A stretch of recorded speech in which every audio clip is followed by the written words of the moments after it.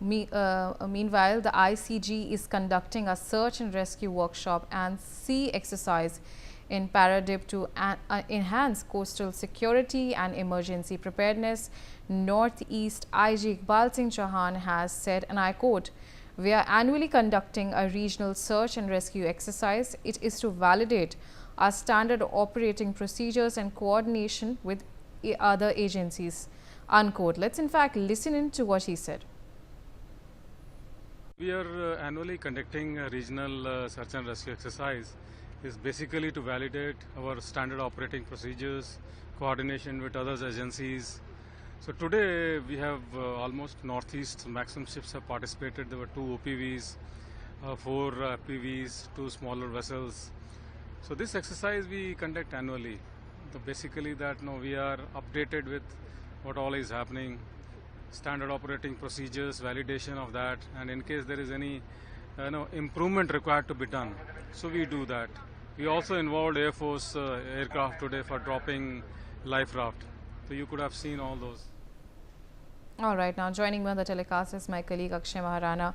Akshay, what can you share with us in terms of this search and rescue workshop and sea exercise that has been conducted, and what is the statement that has been given by the Northeast IG Iqbal Singh Chauhan?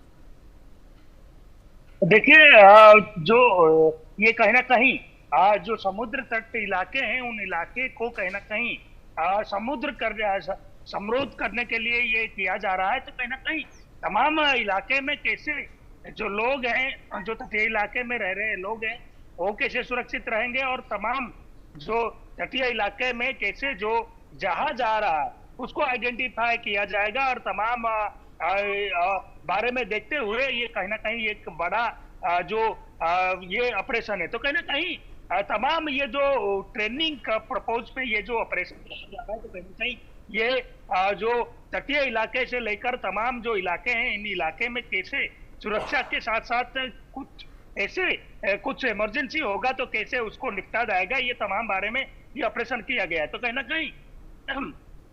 कहीं पारादीप तटीय इलाके में कैसे जो बंदर जो लगता है जो तटीय इलाके में, कैसे उसको जो पोर्ट इलाका है उस इलाके को कैसे प्रोटेक्ट किया जाए, और तमाम इलाके में कैसे जो जहाज से लेकर तमाम जो लोग हैं वो लोग कैसे सुरक्षित रह पाए, उसी के तहत ये किया जा रहा है। मेराइन पुलिस से लेकर जो नेवी और कोस्ट के जो गार्ड है उनको कैसे ट्रेनिंग दिया जाए, कैसे जो इस कुछ परिस्थिति ऐसे होगा तो कैसे उसको निपटा जाए, तमाम बारे में इसको ट्रेनिंग के पर्पज से सिखाया गया है। कैसे जो इमरजेंसी होगा, कुछ समुद्र के अंदर कुछ इमरजेंसी होगा तो उसको कैसे निपटा जाएगा, कैसे उसको जो लोग वहां फंसे हुए हैं उनको कैसे रेस्क्यू किया जाएगा, और कैसे कहीं ना कहीं सुरक्षित तरीके से कैसे रेस्क्यू किया जाएगा, उसी के तहत किया गया है। तो कहीं ना कहीं जो तटीय इलाके हैं उन इलाके में कैसे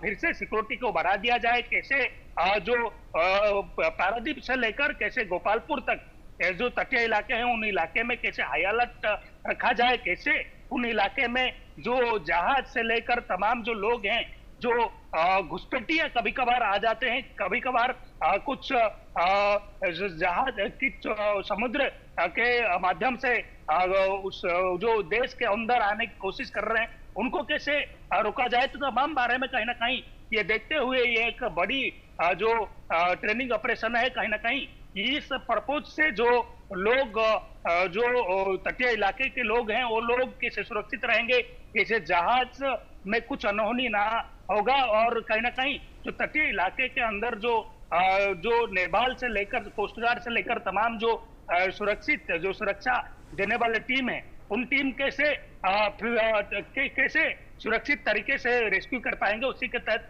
तमाम जो रेस्क्यू जो ये ट्रेनिंग प्रपोज किया गया था।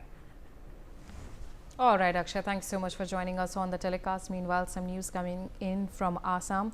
Now, Assam Chief Minister Himanta Biswa Sarma has taken to X to write, another anti-national has been arrested by the Assam police, taking the total count to 21, and we will not